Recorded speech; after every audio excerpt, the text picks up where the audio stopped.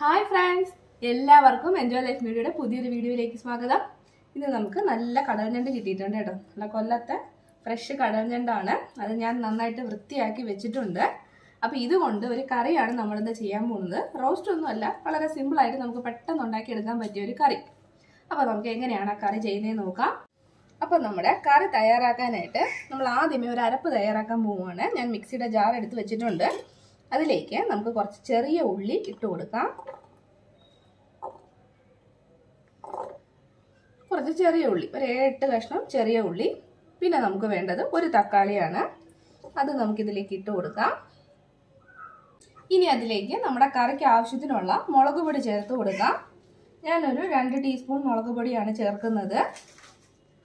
ഇനി വേണ്ടത് 1 ടീസ്പൂൺ മല്ലിപ്പൊടിയാണ്. ഇനി ഒരു 1/4 ടീസ്പൂൺ, ഒരല്പം, ഇത്ര ഇല്ലെങ്കിലും കുഴപ്പമില്ല, ഒരല്പം മാത്രം ഉലുവാപ്പൊടി. ഇനി ഇതിലേക്ക് ഒരല്പം പുളി കൂടി ഇട്ട് കൊടുക്കാം. നമ്മൾ തക്കാളി ഇട്ടിട്ടുണ്ട്, അതുകൊണ്ട് കുറച്ച് പുളി ചേർത്ത് കൊടുത്താൽ മതി. ഇനി വെള്ളം ഒഴിച്ചിട്ട് ഇത് നമുക്ക് നന്നായിട്ടൊന്ന് അരച്ചെടുക്കാം. ഇത് അരയാൻ പാകത്തിനുള്ള വെള്ളം ഒഴിച്ചു കൊടുക്കാം. ഒരു കാര്യം കൂടി ഇതിനകത്ത് ഇടാനുണ്ടായിരുന്നു, നമ്മുടെ കുരുമുളക് പൊടി. ഏകദേശം ഒരു 1/2 ടീസ്പൂൺ കുരുമുളക് പൊടി. ഇനി ഇതെല്ലാം കൂടി നമുക്ക് നന്നായിട്ടൊന്ന് അരച്ചെടുക്കാം. അപ്പോൾ നമ്മളിത് അരപ്പ് അരച്ചുകൊണ്ട് വന്നിട്ടുണ്ട്. ഇനി നമുക്ക് കറി തയ്യാറാക്കാം. അപ്പോൾ നമ്മളൊരു ചട്ടി വെച്ചിട്ടുണ്ട്. ഇതിനകത്താണ് നമ്മളിന്ന് ഞണ്ട് കറി ചെയ്യാൻ പോകുന്നത്. നമുക്ക് കുറച്ച് എണ്ണ ഒഴിച്ചു കൊടുക്കാം.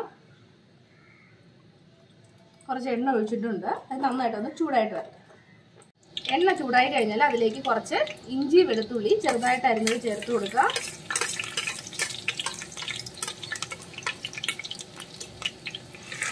അത് നന്ന് മൂത്ത് വരട്ടെ. നന്നായിട്ട് ആ പച്ച മണമൊക്കെ മാറി നന്നായിട്ടൊന്ന് മൂത്ത് വരട്ടെ.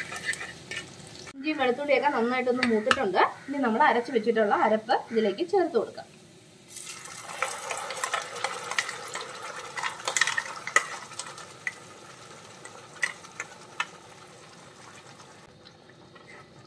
ഇനി ഈ അരപ്പ് നന്നായിട്ട് നമുക്കൊന്ന് വഴറ്റിയെടുക്കാം. ആ തക്കാളിയുടെ പച്ച ചുവയൊക്കെ ഒന്ന് മാറി കിട്ടണം. അതുവരെ നന്നായിട്ടൊന്ന് വഴറ്റി എണ്ണ തെളിയുന്ന ഒരു പരുവം വരെ ഒന്ന് വഴറ്റിയെടുക്കാം. നമ്മുടെ അരപ്പ് നന്നായിട്ട് വഴണ്ടത് എണ്ണയൊക്കെ തെളിഞ്ഞ് വരാൻ തുടങ്ങിയിട്ടുണ്ട്. അപ്പം അങ്ങനെ ചെയ്യണം കേട്ടോ. ഈ തക്കാളിയൊക്കെ നമ്മൾ പച്ചയ്ക്ക് അരയ്ക്കുവാണെങ്കിൽ ഈ ഒരു പരുവമായിട്ട് പിന്നെ നമ്മൾ കറി ചെയ്യാൻ പാടില്ല. അല്ലെങ്കിൽ ഒരു പച്ച കുത്തലുണ്ടാവും തക്കാളിയുടെ എപ്പോഴും. ഇനി ഇതിലേക്ക് ആ ഗ്രേവിക്ക് ആവശ്യത്തിനുള്ള വെള്ളം ഒഴിച്ചു കൊടുക്കാം. ചൂടാക്കി കുറച്ച് തണുപ്പിച്ച വെള്ളമാണെങ്കിൽ വളരെ നല്ലതായിട്ടോ. അപ്പം ചെറിയൊരു ചൂടുള്ള വെള്ളമാണ് നമ്മൾ ഒഴിക്കേണ്ടത്. നമുക്ക് എത്രയാണോ ഗ്രേവി വേണ്ടത് അതിനനുസരിച്ചുള്ള വെള്ളം ഒഴിച്ചു കൊടുക്കാം.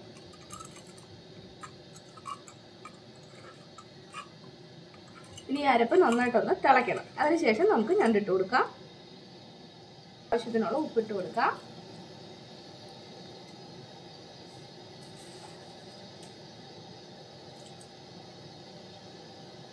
ഉപ്പിട്ടിട്ട് നന്നായിട്ടൊന്ന് മിക്സ് ചെയ്ത് കൊടുക്കാം. ഇത് കല്ലുപ്പായതുകൊണ്ട് അലിയാൻ ഇച്ചിരി താമസിക്കും. അപ്പം നമ്മൾ നന്നായിട്ടൊന്ന് മിക്സ് ചെയ്ത് കൊടുത്താൽ മതി.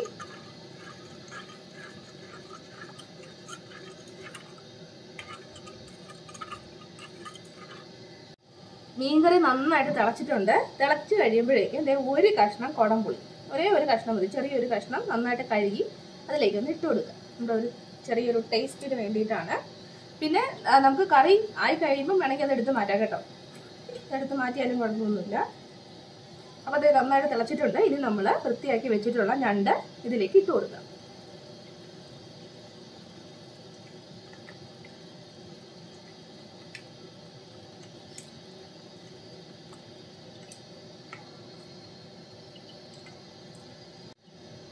അപ്പോൾ നമ്മൾ ഞണ്ടെല്ലാം ഇട്ട് കൊടുത്തിട്ടുണ്ട്. ഇനി ഇത് നന്നായിട്ടൊന്ന് വേവട്ടെ.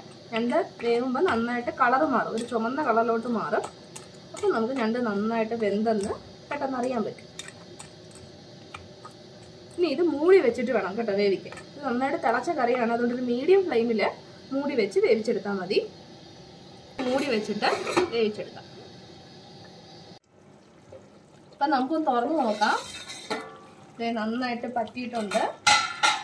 ഇത് ഞണ്ടൊക്കെ കളറ് മാറി വന്നുണ്ടോ, അതാണ് അതിൻ്റെ ഒരു പരുവം. നന്നായിട്ട് വെന്തെന്ന് നമുക്ക് അപ്പോഴാണ് മനസ്സിലാവുക. ഇനി അതിലേക്ക് കുറച്ച് കറിവേപ്പില ഇട്ട് കൊടുക്കാം.